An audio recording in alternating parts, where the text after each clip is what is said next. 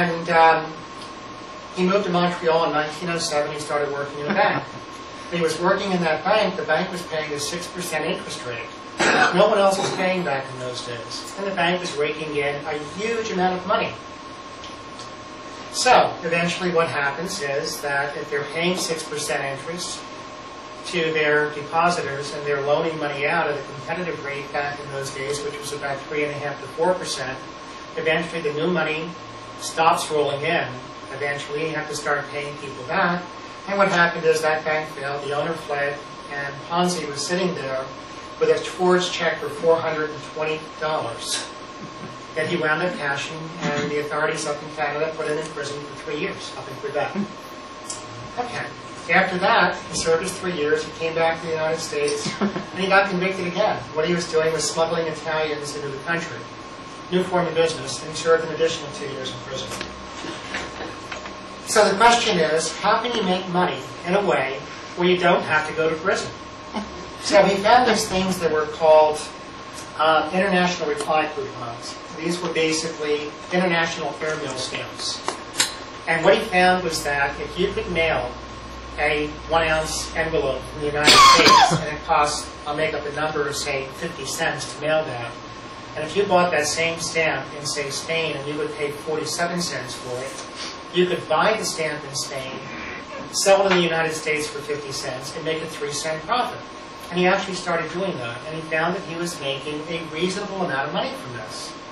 The problem is, if your profit margin is relatively tiny on these stamps, you have to get a lot of them in order to be able to make some real money. And to get real money, you had to buy a lot of stamps.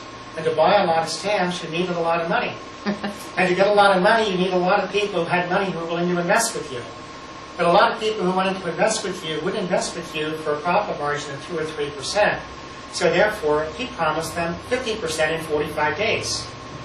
Well, the money, as you saw in the little video there, really started rolling in. And it went on for some period of time. When I say some period of time, I mean just a few months.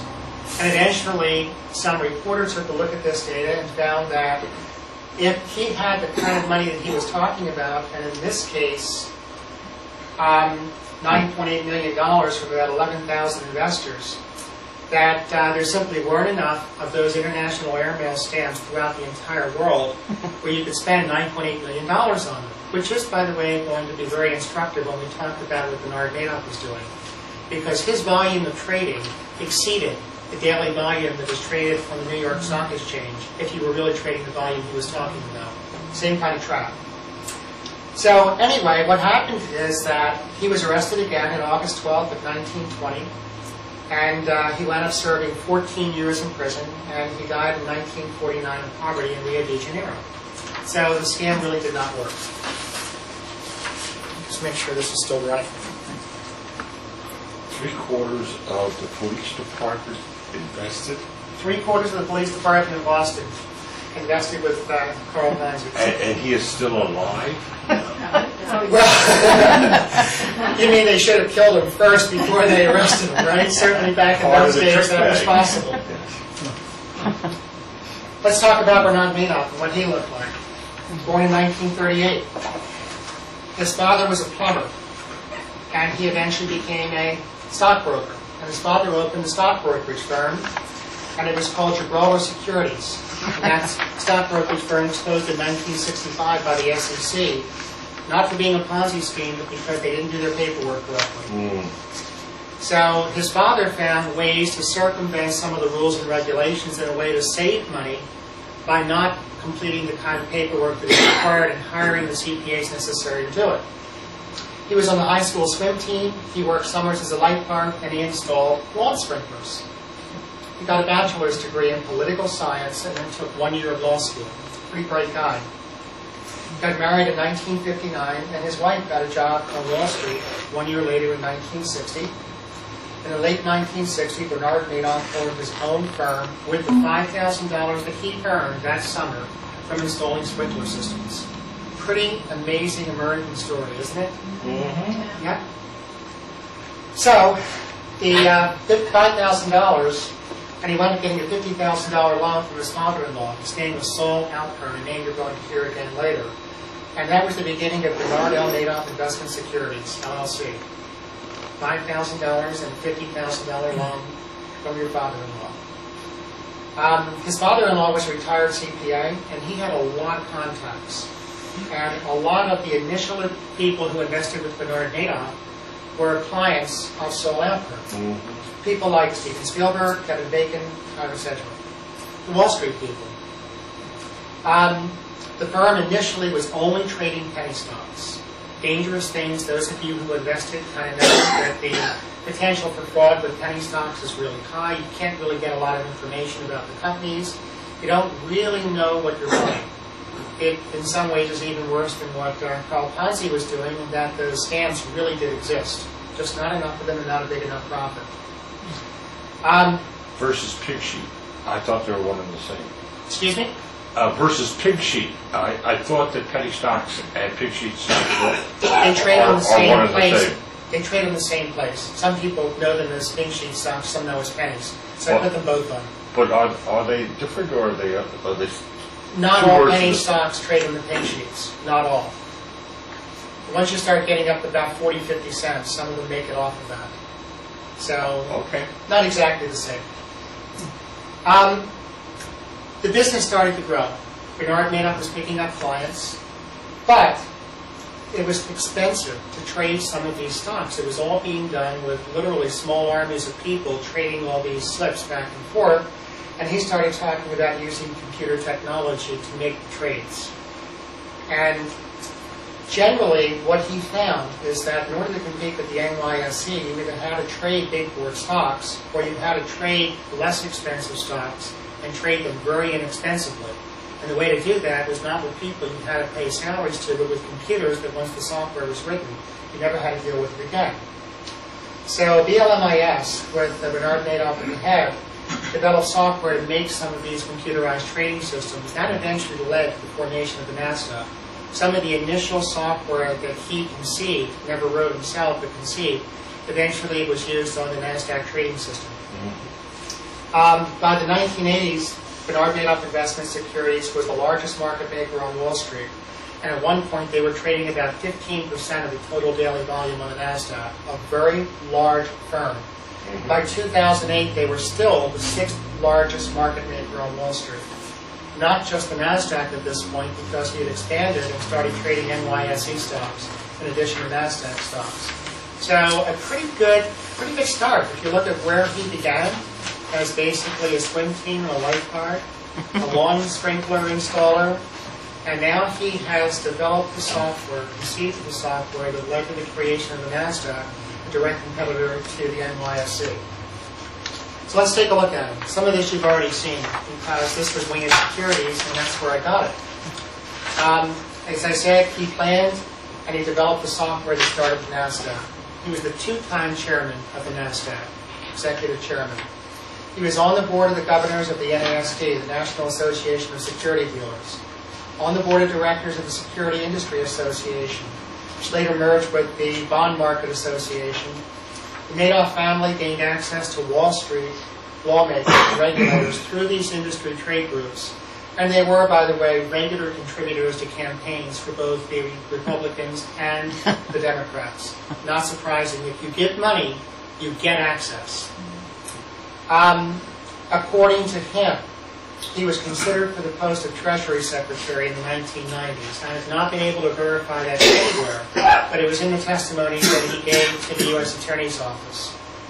He was a regular consultant to the SEC. There is even some evidence that when the market started to really go south in 2008 and the financial crisis started, that he was one of the people that was called by members of the administration. And I'm trying to dig that up to see how true that really is. As I said, heavily involved in politics since 1991, a big contributor. He was also a major philanthropist. He sat on the boards of a lot of nonprofit institutions, some Jewish, some not. Many of them entrusted their entire endowments to Bernard Madoff Investment Securities. He also donated $6 million to the lymphoma research, which was a good thing. Family ties. As I mentioned to you before, Bernard Madoff drug a lot of his family members into this business. His niece, Shana Madoff, was active on the executive committee of SIFMA, Compliance and Legal Division. Denise Shaner later married Eric Swanson, and Eric Swanson was a branch director for the SEC's Office of, important, Compliance, Inspections, and Examinations. As a matter of fact, Eric Swanson was involved in at least the periphery of one of the major investigations of the LMIS, and I believe it was 2004. We'll cover that later. Did he have anything to do with it? The SEC said no. Wow. Amazing. The SEC said he had nothing to do with it. Michael, Michael, yeah. I wonder, when you sat with all these boards, did nobody ever have any doubts, or were they all so crooked it didn't matter? I think it's more the latter. I think so, yeah. There's something going on right now with JP Morgan Chase. Yeah. They're being sued by the trustee. Yeah. And I'll give you a little bit about it. I have a handout for the next class on this. But JP Morgan Chase was Madoff's banker. JP Morgan Chase had their own investment accounts with Bernard Madoff Investment Securities. They had about $500 million in there. Somewhere in the early part of 2008, they withdrew all but $45 million from that. What did they know? There's another important thing. JP Morgan Chase, being the banker, got to see all this money coming in and out of the 703 account. If you're a trader, and they knew he was a trader because they had their account, money comes from investors into the 703 account, and it goes from the 703 account out to investors. There's never any checks, any money moving back and forth to trade securities, ever, for the entire time that JP Morgan Chase is managing this account. JP Morgan Chase pulls all their money out about 8 months before this thing fails. What did they know? And what should they have known? And clearly, when you read the litigation that the trustee has filed against them, he states unequivocally they knew or should have known that this was a fraud. They are a net winner of about $80 million. They are being sued for $6.3 billion because of what they knew or should have known. I think a lot of people inside on Wall Street knew. I think they knew. Yeah.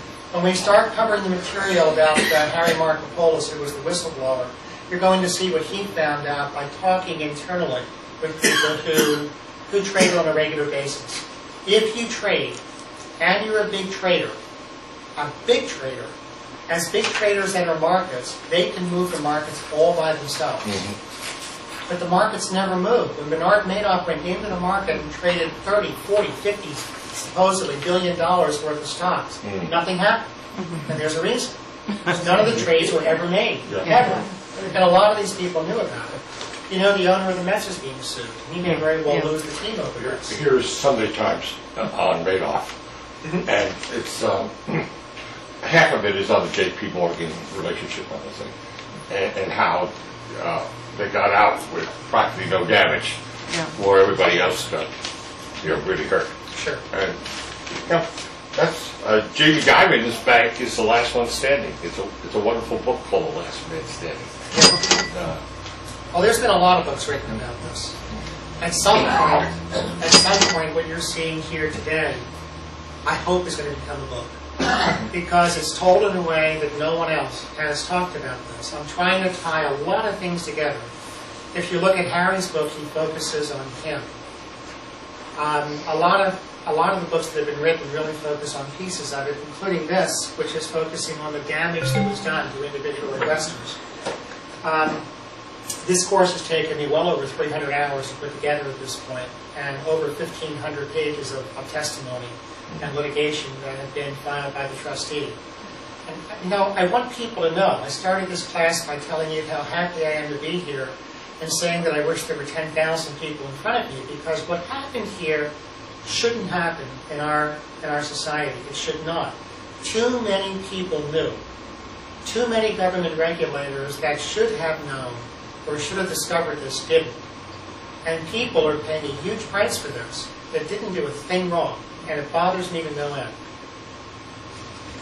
But, you know, if we were in a civilization that would spin things, like the Florida election or the war in Iraq, don't you think that these guys, you know, if I were Jamie Dimon, I would maybe know this guy's bad, but I wasn't about to blow the whistle. I just knew, or my bank knew, that this was a bad guy and steer my investors away from him. that's probably my only responsibility. You know, good guys, bad guys, stay away from Madoff. Well, I'm not convinced that that is your only obligation. If you work